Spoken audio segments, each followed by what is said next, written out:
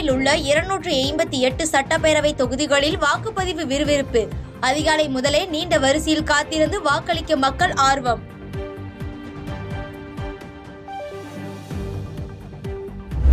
கனமழை காரணமாக தென்காசி, நெல்லை, தூத்துக்குடி, திருவாரூர், காரைக்கால் மாவட்டங்களில் பள்ளிகளுக்கு இன்று விடுமுறை அறிவிப்பு. ராமநாதபுரம் மாவட்டத்தில் பள்ளி கல்லூரிகளுக்கு விடுமுறை. விருதுநகரில் விட்டுவிட்டு பெய்யும் மழை. பள்ளிகளுக்கு விடுமுறை அளிப்பது பற்றி தலைமை ஆசிரியர்களை முடிவெடுக்க மாவட்ட ஆட்சியர் அனுமதி. திருவாரூர் உள்ளிட்ட டெல்டா மாவட்டங்களில் வெளுத்து வாங்கும் மழை. வரும் 23ஆம் தேதி வங்கக்கடலில் உருவாகுகிறது புதிய காற்றழுத்த தாழ்வு பகுதி.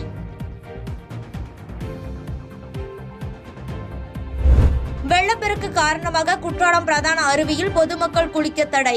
தேனி கும்பக்கரை அருவியில் பொதுமக்கள் குளிக்க 3வது நாளாக தடை நீட்டிப்பு.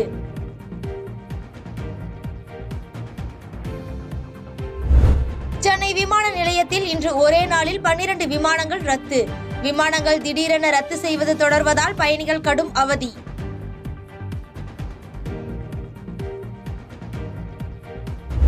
மணிப்பூரில் சட்டம் ஒழுங்கை நிலைநாட்டுவதில் மத்திய மாநில அரசுகள் தோல்வி. குடியரசுத் தலைவர் தலையிட்டு அமைதியை நிலைநாட்ட காங்கிரஸ் தலைவர் கார்கே கடிதம். தொடருடன் டென்னிஸ் போட்டிகளில் இருந்து ஸ்பெயின் நட்சத்திர வீரர் ரஃபேல் நடால் ஓய்வு. பிரியாவிடை நிகழ்வில் சக வீரர்கள் நடால் குறித்து உருக்கம்.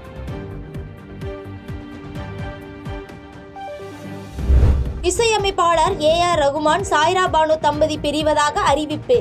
இருக்க முடியாத பிரிவு இடைவெளி இருப்பதால் கடினமான முடிவு எடுத்திருப்பதாக சாய்ரா விளக்கம்.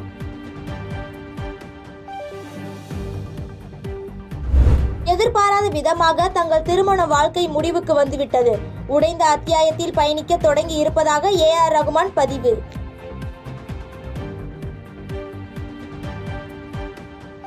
மகாராஷ்டிராவில் சட்டப்பேரவை தேர்தலுக்கான வாக்குப்பதிவு இன்று தொடங்கியது. ஜார்க்கண்டிலும் 2ஆம் கட்ட வாக்குப்பதிவுக்கு தயாராகும் மக்கள்.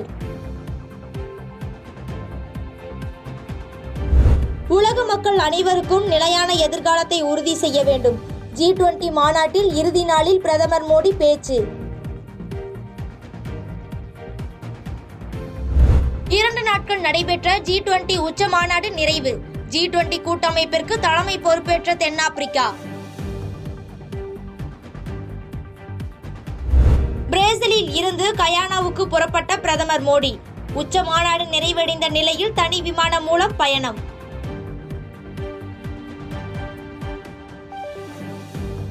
LIC இணையதளம் இந்தி மயமாக்கப்பட்டதற்கு முதலமைச்சர் மு.க. ஸ்டாலின் கண்டனம். இந்திய நாட்டின் பன்முகத்தன்மையை மிதித்து பலவந்தமாக மொழியை திணிக்கிறது மத்திய அரசு என சாடல்.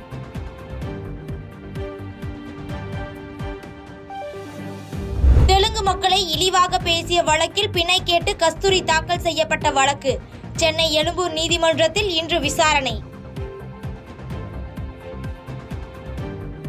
திருச்செந்தூரில் கோயில் யானை தாக்கி உயிரிழந்தவர்களின் குடும்பத்தில் ஒருவருக்கு அறநிலைத்துறையில் பணி. பாதிக்கப்பட்டவர்களுக்கு உதவ முதலமைச்சர் உத்தரவிட்டுள்ளதாக அமைச்சர் சேகர் பாபு தகவல்.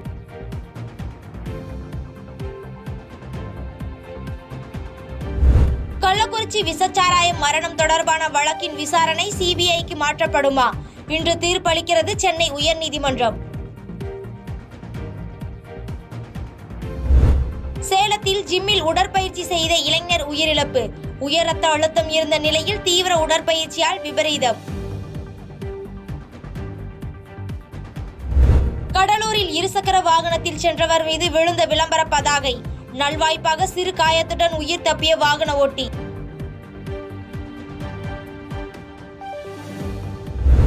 பாலியோஸ் நிறுவனம் தொடர்புடைய இடங்களில் வருமான வரித்துறை அதிகாரிகள் அதிரடி சோதனை.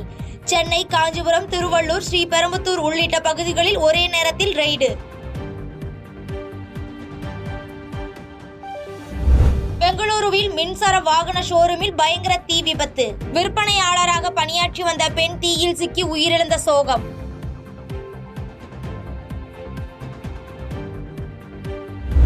ரஷ்யாவின் எல்லையோர பகுதிகள் மீது உக்ரைன் தாக்குதல்.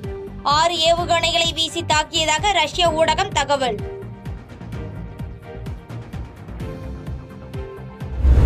வங்கக்கடலில் வரும் 23ஆம் தேதி உருவாகுகிறது காற்றழுத்த தாழ்வு பகுதி.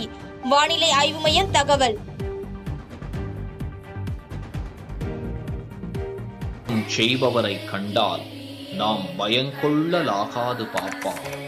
மோதி மிதித்து விடு பாப்பா, அவர் முகத்தில் உமிழ்ந்து விடு பாப்பா. அண்மை செய்திகளை உடனுக்குடன் தெரிந்து கொள்ள இணைந்திருங்கள் இயம்நாடு தொலைக்காட்சியுடன்.